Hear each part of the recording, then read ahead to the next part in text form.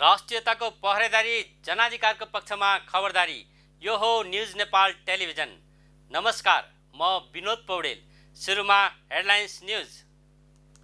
प्रधानमन्त्री ओलीद्वारा मन्त्रीमण्डलमा व्यापक हेरफेर। 3 उप प्रधानमन्त्री सहित 12 जना नयाँ मन्त्रीको शपथ, 13 जना बाहिरिए। आज जुन 5 अर्थात् विश्व वातावरण दिवस। स्वच्छ वातावरणमा बाँच्न पाउने हक सार्थक बनाउन प्रण गर्न राष्ट्रपति भण्डारीको आग्रह। मन्त्री परिषद पुनर्गठन 2 दिनको घामछाया हुने काङ्ग्रेसको टिप्पणी। समस्या प्रधानमन्त्रीमै रहेकाले मन्त्री फाल्नु समाधान नभएको काङ्ग्रेस प्रवक्ता विश्वप्रकाश शर्माको तातो प्रतिक्रिया।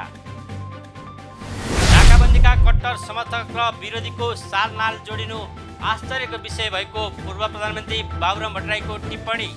यसबाट ओली र महन्तहरूको मुकुण्डो उदाङ्ग भएको उल्लेख।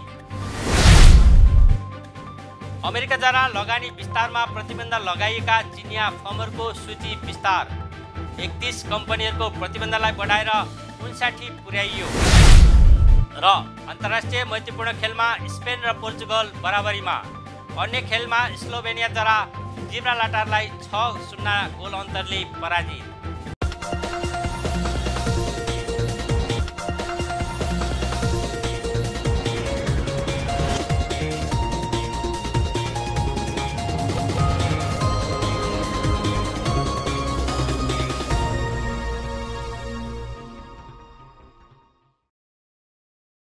अब न्यूज विस्तारमा। सुरु गरौँ प्रधानमन्त्री केपी शर्मा ओलीले मन्त्री परिषदमा व्यापक फेरबदल गर्नुभएको प्रसङ्गबाट। राष्ट्रपति विद्यादेवी भण्डारी समक्ष नवनियुक्त उपप्रधानमन्त्री र मन्त्रीहरूले शुक्रबार राति राष्ट्रपति भवन शीतल निवासमा आयोजित समारोहमा पद तथा गोपनीयताको शपथ लिनुभएको छ। प्रधानमन्त्री केपी शर्मा ओली नेतृत्वको गत वैशाख 31मा गठित वर्तमान सरकारमा शुक्रबार जनता समाजवादी पार्टी नेपालका तर्फबाट समेत गरी उप प्रधानमन्त्री र अधिकांश नयाँलाई समावेश गरेर मौजुदा मन्त्री परिषदमा नेपालको संविधान बमोजिम नियुक्त हेरफेर र कार्यविभाजन भएको थियो।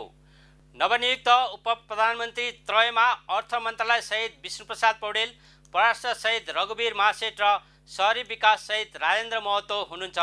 जसपाबाट 8 र एमालेबाट 4 मन्त्री कायम रहनु भएको छ भने जसबाट 2 राज्यमन्त्री नियुक्ति हुनुभएको छ। नवनियुक्त राज्यमन्त्रीले राष्ट्रपति भण्डारीका उपस्थितिमा प्रधानमन्त्री ओली समक्ष पद तथा गोपनीयताको शपथ लिनुभयो। नवनियुक्त मन्त्रीमा शरद सिंह भण्डारी ऊर्जा, जलस्रोत तथा सिँचाइ, शेरबहादुर तामाङ स्वास्थ्य तथा जनसङ्ख्या, अनिल कुमार झा खानेपानी, लक्ष्मणलाल कर्ण भूमि व्यवस्था सहकारी तथा गरिबी निवारण, विमल श्रीवास्तव श्रम रोजगार तथा सामाजिक सुरक्षा, उमाशङ्कर अरगरिया संस्कृति पर्यटन तथा नागरिक उड्डयन मन्त्री, चन्दा चौधरी महिला बालबालिका तथा ज्येष्ठ नागरिक र इकबाल मिया युवा तथा खेलकुद मन्त्रालयको जिम्मेवारी पाउनु भएको छ। राज्यमन्त्रीमा चन्द्रकान्त चौधरी ऊर्जा र रेणुका गुरुङ महिला मन्त्रालयमा नियुक्ति हुनुभएको छ। हाल गृह, रक्षा, उद्योग, वाणिज्य तथा आपूर्ति, कृषि तथा पशुपक्षी विकास, वन तथा वातावरण, सङ्घीय मामिला तथा सामान्य प्रशासन र सञ्चार तथा प्रविधि मन्त्रालयको कार्यभार प्रधानमन्त्री ओलीले नै लिनुभएको छ।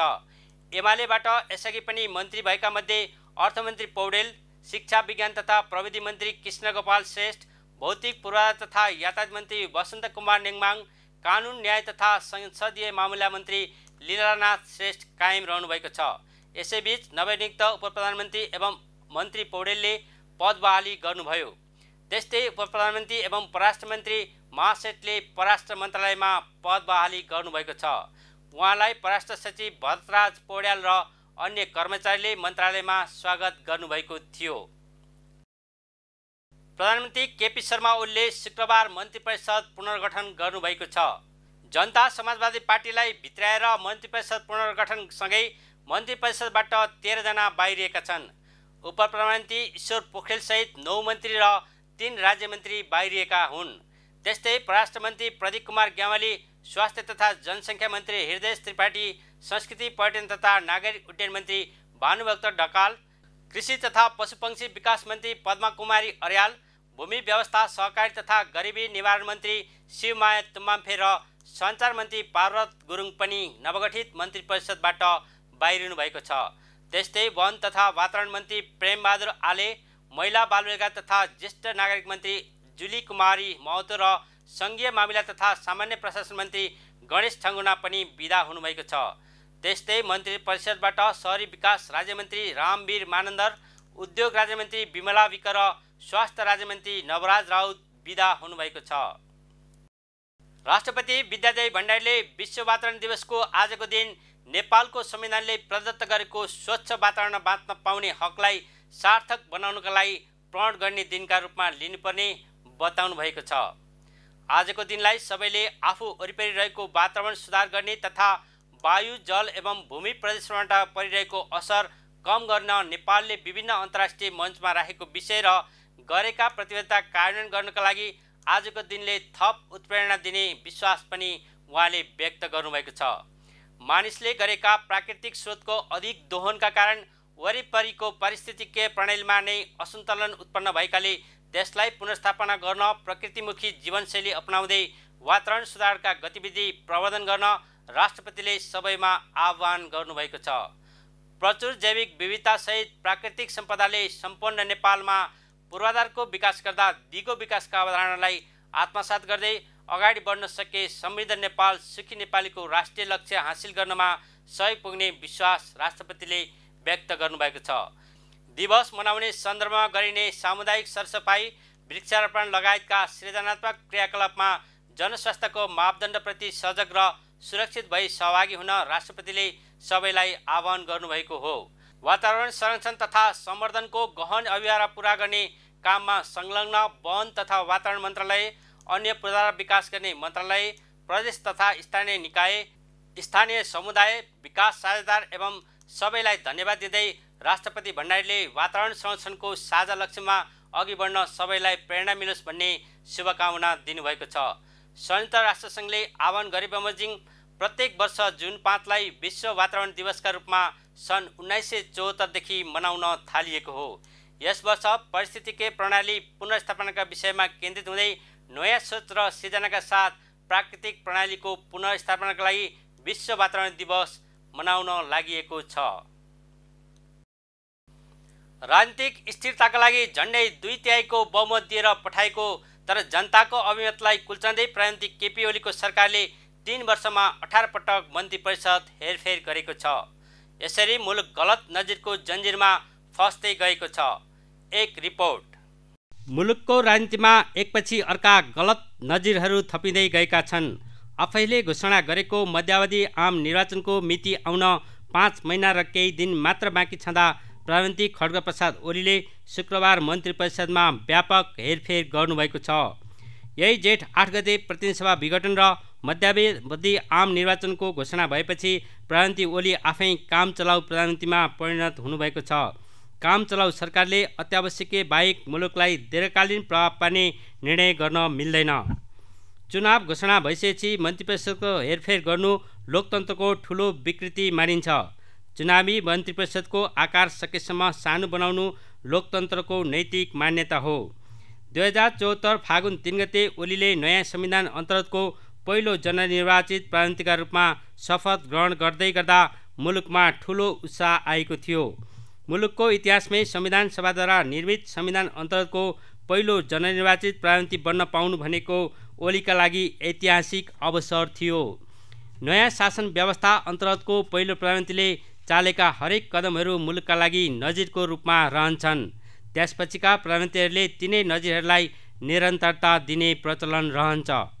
शासन व्यवस्था अन्तर्गतको पहिलो प्रधानमन्त्रीले नैतिकताको नजिर बसाल्यो भने त्यसपछिका प्रधानमन्त्रीहरूलाई अनैतिकताका नजिर बसाल्न सहज हुँदैन। पहिलो प्रधानमन्त्रीले अनैतिकताको नजिर बसाल्यो भने त्यसपछिका प्रधानमन्त्रीहरूले नैतिकताका नजिर बसाल्ने सम्भावना कम रहन्छ। उदाहरणका लागि 2046 सालमा पुनर्स्थापित संसदीय प्रजातन्त्रका पहिलो जननिर्वाचित प्रधानमन्त्री गिरिजाप्रसाद कोइरालाले आफ्नो व्यक्तिगत स्वार्थका लागि प्रतिनिधि सभालाई मृत्युदण्ड दिनुभयो। उहाँ पछिका प्रधानमन्त्रीहरूले पनि त्यही नजिरलाई अनुसरण गरेका कारण 2046 सालमा पुनर्स्थापित संसदीय प्रजातन्त्रको 12 वर्ष बित्दा नबित्दै देहान्त भयो। 6 वर्ष बित्दा नबित्दै प्रधानमन्त्री ओलीले वर्तमान संविधानलाई पनि देहान्तको नजिक पुर्याउनु भएको छ। लोकतान्त्रिक गणतन्त्रका प्रथम जननिर्वाचित प्रधानमन्त्री ओलीले कायम गरेका नजिरहरू संसदीय प्रजातन्त्रका प्रथम जननिर्वाचित प्रधानमन्त्री कोइरालाले कायम गरेका नजिरभन्दा कयौँ गुणा बढी खराब छन्। खराब नजिर कायम गर्ने मामिलामा प्रधानमन्त्री ओलीले ह्याट्रिक नै कायम गर्नुभएको छ। पहिलो कुरा त प्रधानमन्त्री ओलीले सुरुमै मन्त्री परिषदको आकारलाई संविधानको मर्म विपरीत जम्बो बनाउनुभयो। संविधानले मन्त्रीहरूको अधिकतम सङ्ख्या 25 निर्धारण गरेको थियो।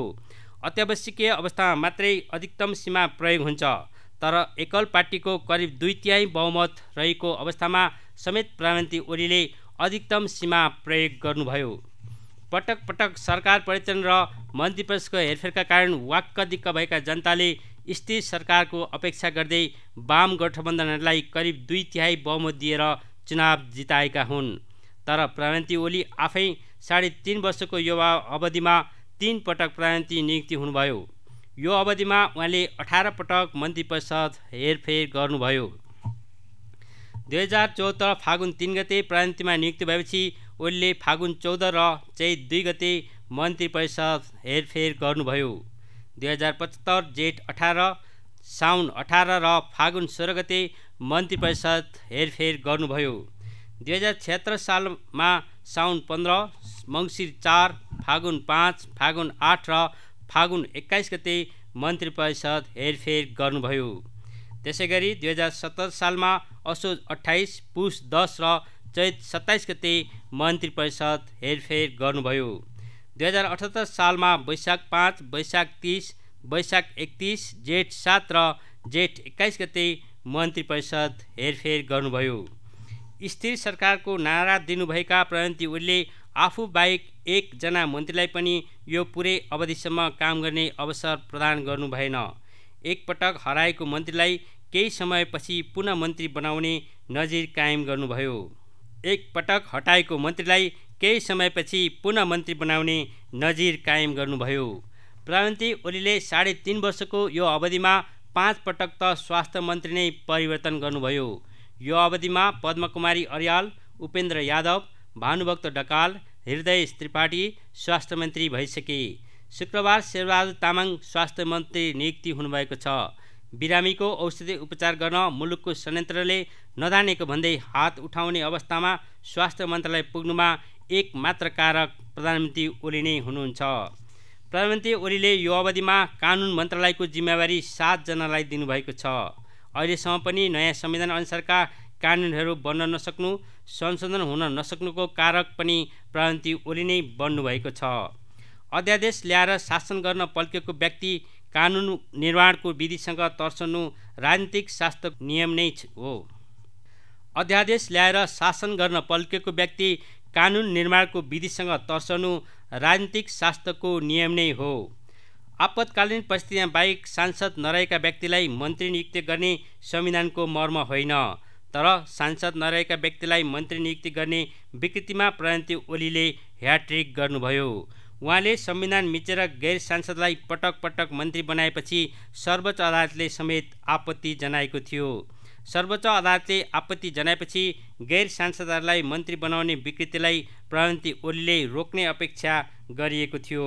तर शुक्रबार मधेसी दल जसपाका 10 जनालाई मन्त्री नियुक्ति गर्नुभयो। उनीहरू सबै गैर सांसद हुन्। यसपटक मात्रै होइन, पहिलो पटक प्रधानमन्त्री बन्दा पनि ओलीले 6 जनालाई उपप्रधानमन्त्री बनाएर मुलुकमा अत्यन्त गलत नजिर स्थापित गरिसक्नु भएको थियो। न्युज नेपाल टेलिभिजनका लागि बिन्दुकान्त घिमिरेको रिपोर्ट। नेपाली काङ्ग्रेसले मन्त्री परिषद पुनर्गठनलाई 2 दिनको घामछाया भएको टिप्पणी गरेको छ। शुक्रबार प्रधानमन्त्रीले जनता समाजवादी पार्टीलाई सरकारमा भित्राएर मन्त्री परिषद पुनर्गठन गरेको प्रति टिप्पणी गर्दै काङ्ग्रेस प्रवक्ता विश्वप्रकाश शर्माले समस्या प्रधानमन्त्रीमै रहेकाले मन्त्री फाल्नु समाधान नभएको टिप्पणी गर्नुभएको हो। उहाँले पुनर्गठनलाई प्रधानमन्त्रीकै भाषामा कलेजोमा छ क्यान्सर, बोडी औलामा शिवाजल गोली दले जस्तो भएको बताउनु भएको छ।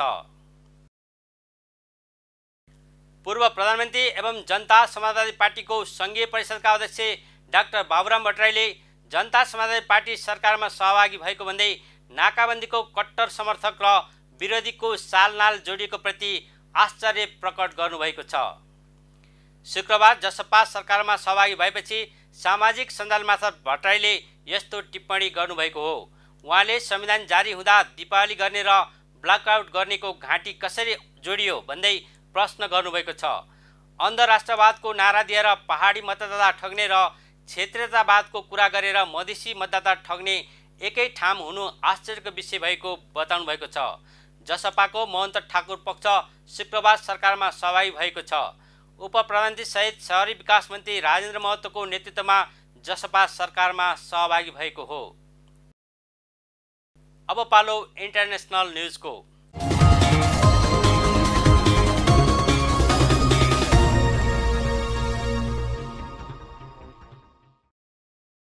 अमेरिकी राष्ट्रपति जो बाइडेनले दर्जनौं चिनिया प्रविधि तथा रक्षा कम्पनीले सैन्य सम्बन्ध र लगानी विस्तार गर्न रोक लगाएको घोषणा गरेका छन्। बाइडेन प्रशासनले लिएको पछिल्लो कदमले उनी चीनप्रति नरम बन्न सक्ने अनुमानहरूलाई खारेज गरिदिएको छ। राष्ट्रपतिले गरेको पछिल्लो निर्देशनको उद्देश्य अघिल्लो वर्ष आफ्नो पूर्ववर्ती डोनाल्ड ट्रम्पले हस्ताक्षर गरेको चीन सम्बन्धी निर्णयलाई सुदृढ पार्ने लक्ष्य राखेको देखिएको छ। चिनिया कम्पनीहरूको सुरक्षा र निगरानीमा जोडिएका प्राविधिक फर्म तथा कम्पनीको लगानीमाथिको नियन्त्रणलाई सुदृढ पार्दै आफ्नो मुलुकको सुरक्षालाई अघि बढाउने छ। संशोधित सूचीमा वाशिंटनले धार्मिक र जातीय अल्पसंख्यकहरूको निगरानी वा दमन र गम्भीर मानव अधिकार उल्लङ्घनमा योगदान पुर्याउने कम्पनीहरू समावेश गरेको बताएको छ। विस्तारित सूचीमा अमेरिकी प्रविधि र लगानीमा पहुँच सीमित गरेको दावी गरिएका धेरै कम्पनीहरू पहिले नै अमेरिकी रक्षा मन्त्रालयको कालो सूचीमा थिए। चिनिया प्रविधि कम्पनी हुवावे, नेशनल अफसर आयल कम्पनी लगायतका 31 कम्पनीहरूको प्रतिबन्धनलाई अमेरिकाले 59 पुर्याएको छ। अब पालो स्पोर्ट्स न्युजको।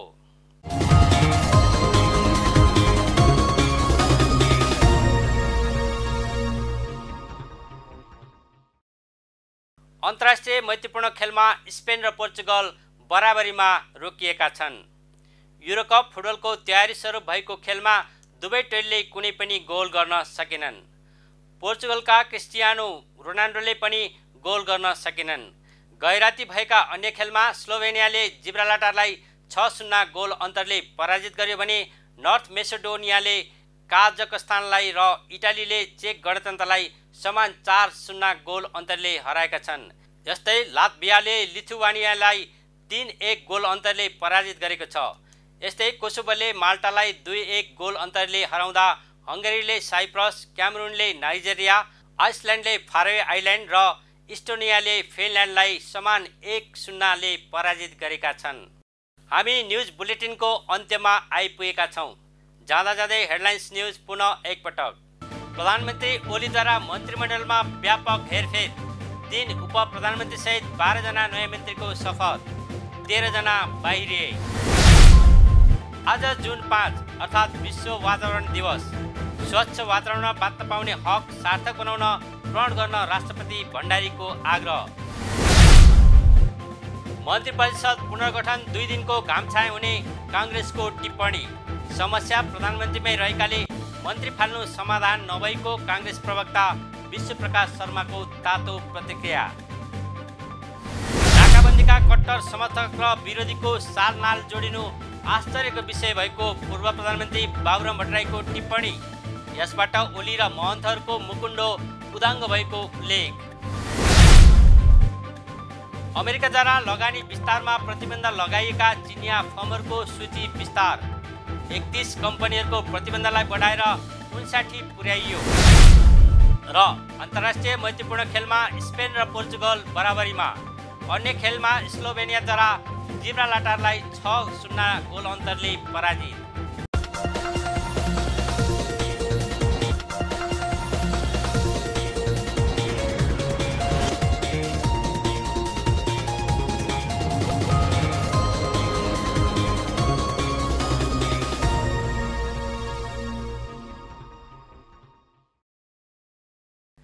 अहिलेलाई न्युज नेपालको न्युज बुलेटिन यति नै। हाम्रो न्युज र कार्यक्रमहरू युट्युब र फेसबुकमा पनि प्रत्यक्ष हेर्न सक्नुहुनेछ। राष्ट्रियताको पहरेदारी, जनाधिकारको पक्षमा खबरदारी। हेर्दै रहनुहोला न्युज नेपाल टेलिभिजन। नमस्कार।